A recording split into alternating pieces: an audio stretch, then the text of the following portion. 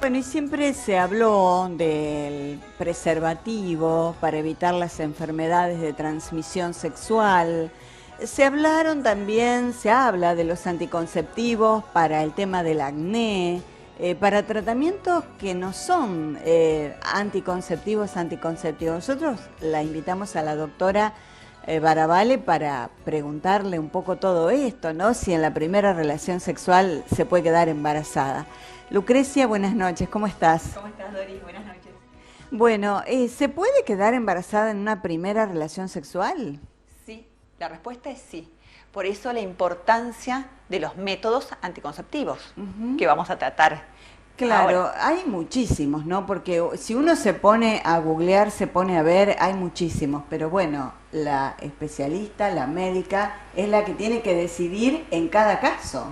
sí, hay muchos y por eso los clasificamos.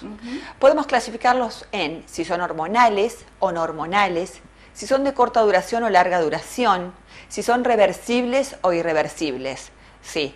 Y lo que se hace es en forma consensuada con la paciente, se charla, o sea, primero, si lo busca solo como método anticonceptivo o porque tienen muchos beneficios que van más allá de la anticoncepción. Claro. Entonces es una charla médico-paciente para decidir cuál es el más apropiado para esa paciente. Claro, porque a veces hay menstruaciones abundantes y en ese caso se dan... Exactamente. O sea, uno le pregunta, por ejemplo, lo de las menstruaciones, como decís vos.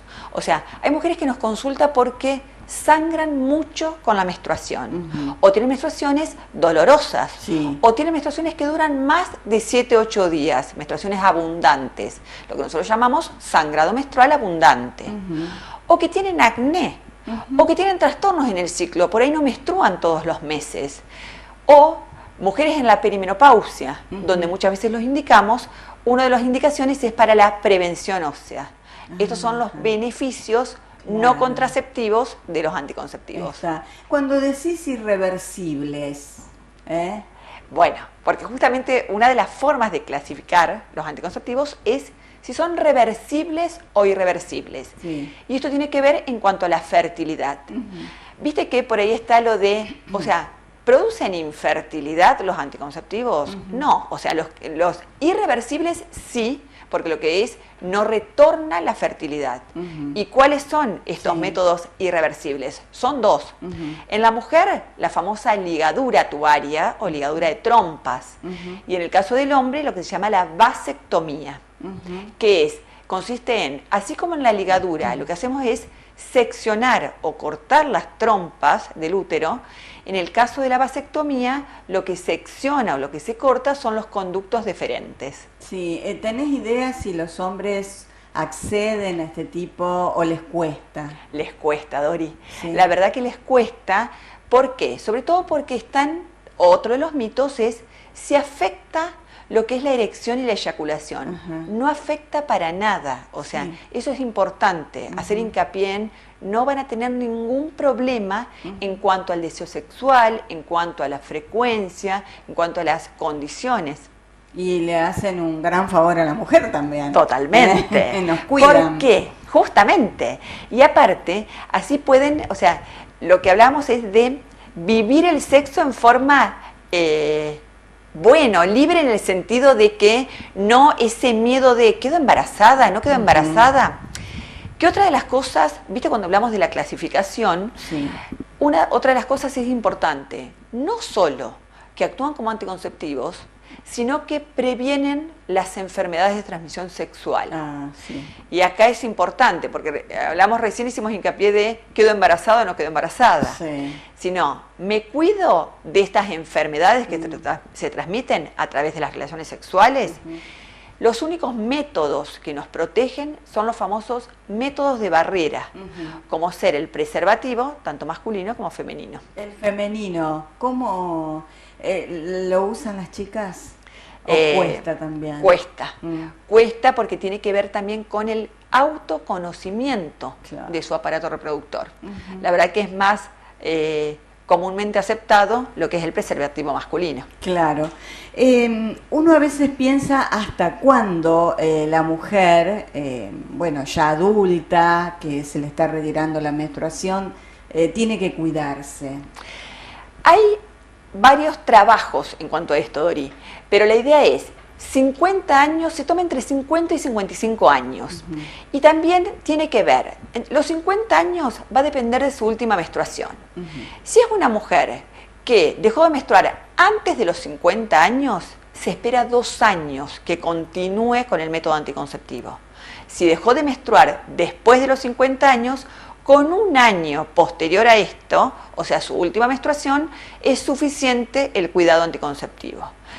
Y yo te decía de los 55 años. Muchas veces lo que hacemos es charlar y pactar con esa paciente porque como hablamos de los beneficios no contraceptivos, por ejemplo, ¿te acuerdas que la otra charla había sido de el climaterio y de los síntomas? Bueno, los famosos calores, muchas veces para los calores, para los trastornos en la menstruación, para los trastornos en cuanto a la sequedad vaginal, en cuanto al deseo sexual, muchas veces preferimos dar anticonceptivos justamente para paliar estos síntomas. Estábamos viendo una foto que, bueno, Agustina nos puso, que era el subdérmico, uno de los métodos anticonceptivos. De los métodos anticonceptivos. ¿Cómo es eso? Bueno, viste, habrás escuchado, recién hablábamos de que se clasifican en de corta duración o de larga duración. El implante subdérmico, o conocido como chip, es uno de los métodos de larga duración. ¿Qué es el implante?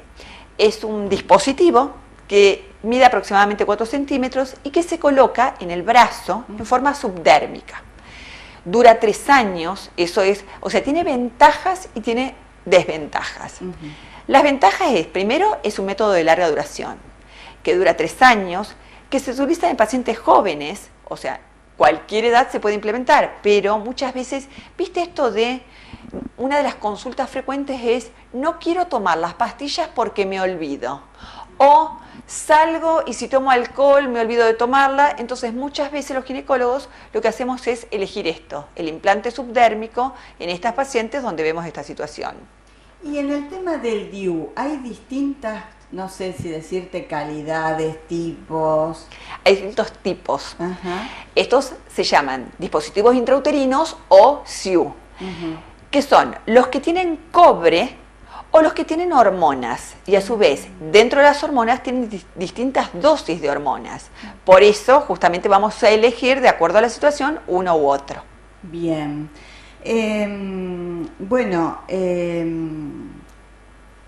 Una de las preguntas o de lo que se me ocurría era si la mujer tiene que tomar un antibiótico, si está enferma, ¿qué pasa? ¿Pierde el efecto si es pastilla, en el caso de que sea pastilla o subdérmico? Disminuye la eficacia. En el subdérmico no, en los anticonceptivos orales.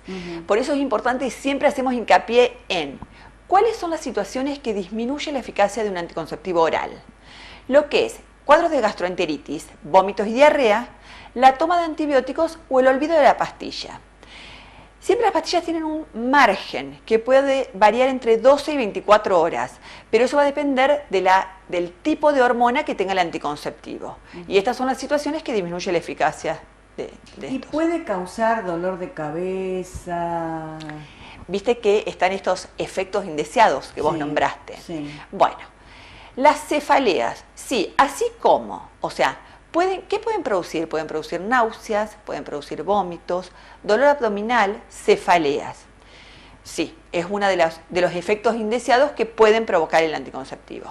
El anticonceptivo hormonal, los no hormonales es raro que produzcan esto.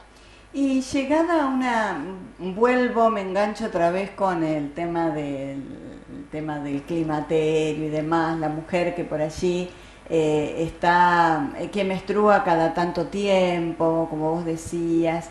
¿Se puede hacer una evaluación de laboratorio como para saber si sus hormonas, cómo están trabajando? Sí, justamente, así como hablamos de que los beneficios no contraceptivos de estos métodos era regularizar el ciclo, antes de indicar lo que vamos a hacer generalmente es pedir un perfil hormonal, o sea, que es un laboratorio de sangre, que se le explica a la paciente en qué condiciones debe ser extraída la sangre, o el médico ginecólogo o el bioquímico le explica, sí. Que también es importante, y eso lo hablamos en la otra charla, que no solo con un dosaje de hormonas es definitivo. Generalmente se pide un segundo dosaje con un lapso de 6 a 8 semanas, justamente para certificar si hay un problema hormonal. El tema de las inyecciones, en una época se hablaba mucho del tema de las inyecciones, ¿se siguen usando? Se usan pero menos. Hubo problemas en cuanto a, los laboratorios a conseguirlas o no. Son hormonas y vienen la inyección mensual y la trimestral. ¿Qué pasa? Como todo anticonceptivo tiene ventajas y desventajas. Una de las ventajas es la comodidad. Justamente vos vas el primer día del ciclo, te aplicás una vez al mes, todo en esa fecha, siempre se repite la misma fecha, entonces es cómodo, es práctico. Pero también tiene desventajas. Al ser justamente un inyectable que esa hormona se va metabolizando, lo que pasa es que a medida que pasan los días, generalmente disminuye la eficacia anticonceptiva y puede traer irregularidades en el ciclo menstrual. Generalmente se adelanta la menstruación. ¿Qué pasa con una mujer que tiene un cáncer de mamas? ¿Tiene que dejar de tomar o de usar métodos anticonceptivos? Los hormonales, sí. Viste que hablamos de contraindicaciones. Recién vos hiciste referencia a cuándo están contraindicados. Siempre hablamos de anticonceptivos, cada tipo de anticonceptivo tiene una contraindicación. Pero cuando hablamos de los hormonales, hay contraindicaciones. Los cánceres que son hormonodependientes, y uno de ellos es el cáncer de mama, es contraindicación para dárselo. Pero hay otras contraindicaciones. Por ejemplo, paciente diabética. ¿Toda diabética está contraindicada una pastilla anticonceptiva? No. Uno por supuesto que lo evalúa, metabólicamente cómo está esa paciente. Pero si una paciente diabética hace más de 20 años que tiene diagnóstico de diabetes, o que tiene las complicaciones de la diabetes en cuanto a la parte de vascular, vasculopatía, retinopatía, compromiso del sistema renal, esos sí son contraindicaciones para utilizar. Por ejemplo, la paciente hipertensa, lo mismo, si está controlada o si no está controlada. Pacientes que tienen, los anticonceptivos se metabolizan en el hígado, entonces pacientes con cirrosis o con determinadas enfermedades en el hígado sí tienen contraindicado. Pacientes con migraña, la famosa migraña. Viste que a nosotros nos pasa que por ahí vienen al consultorio y nos dicen, tenemos migraña. Y ahí está lo del trabajo en equipo. Entonces les preguntamos, ¿son migrañas o son cefaleas? Una cefalea tensional, que es muy frecuente, por estrés, por contracturas, no es contraindicación para dar un anticonceptivo hormonal.